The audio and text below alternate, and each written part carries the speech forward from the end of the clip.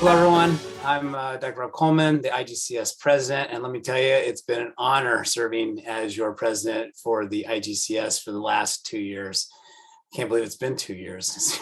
This whole COVID thing has caused time warp distortion.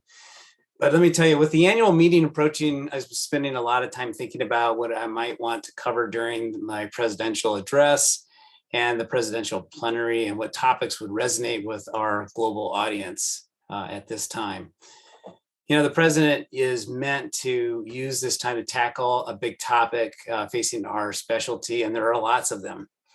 Last year, I spoke about IGCS's programs and mission focused on global health equity in gynecologic cancer care and invited a panel to discuss international collaboration in clinical trials. This year, I want to build on those concepts.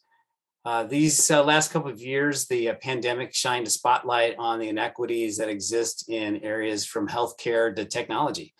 It has changed the way we interact as a society, the way we do business, the way we practice medicine, the way we conduct research.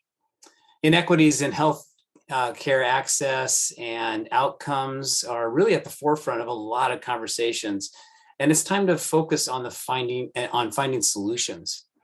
That's why the 2022 Presidential Plenary at the IGCS Annual Global Meeting in New York will explore collaborative solutions to achieve equitable gynecologic cancer care through innovation, research, and advocacy.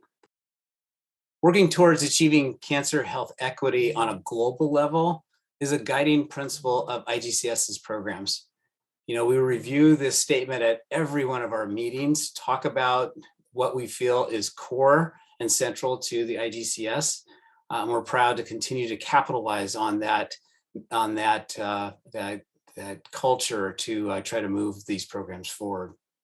While achieving anything on a global level is a lofty goal, there are so many great things happening in patient advocacy communities and in clinical trial design that are truly affecting change, empowering patients, and improving access to care. For example, COVID-19 accelerated really the adoption of decentralized clinical trials. This is a topic that's been in front of us for many years, but with the advances in telemedicine, remote patient monitoring, electronic medical record tools to take the place of in-person patient meetings, our adoption of remote, even blood draw and evaluation really has changed the way that we conduct research in the current environment.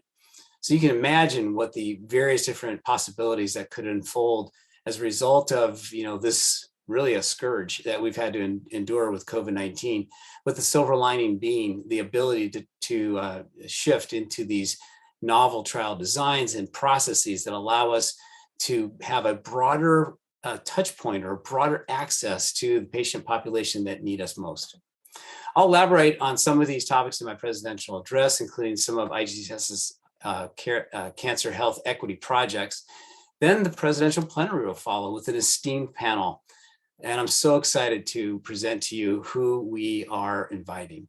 First of all, Dr. Doug Lowy, who is the acting director and principal deputy director of the National Cancer Institute and the National Institutes of Health. Dr. Lowy brings a lifetime of experience in clinical trial design to the panel, and will speak to our delegates about the work he has done at the NCI and the FDA to reduce the unequal burden of cancer in our society through research, community outreach, and the use of technology. Know that he has also been instrumental in bringing the HPV vaccine to the forefront and moving it into the clinic. We'll also be graced with Annie Ellis, who's a 15-year survivor of recurrent ovarian cancer, 9-year survivor of breast cancer, and she serves on many panels, but she also serves as a research associate on the Scientific Advisory Committee for the Ovarian Cancer Research Alliance, OCRA.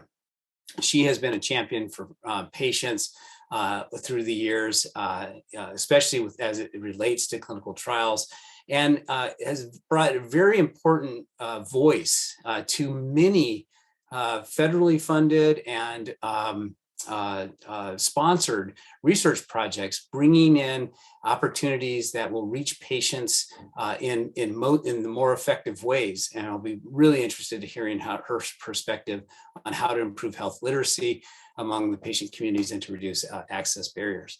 And last but not least, I've invited Dr. Shauna Myers, who's the Division Chief of Gynecologic Oncology at Bay State Medical Center and a member of GOG Foundation's Patient Advocacy and Clinical Trials Equity Committee.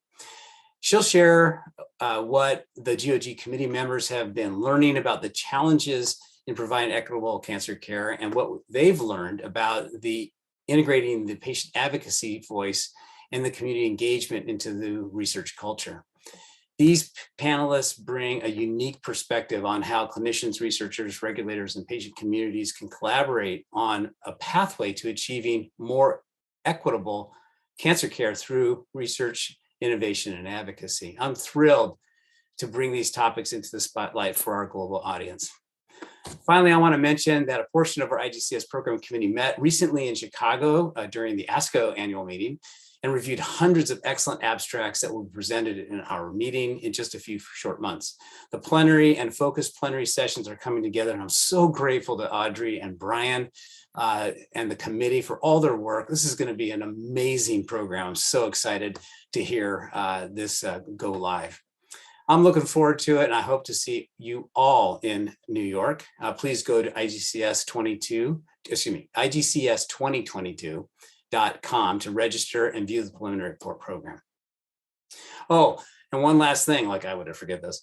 Many countries worldwide are celebrating Father's Day this week, and I just wanted to wish a happy Father's Day to all the dads and father figures out there. I hope you guys have a great weekend. Thanks again.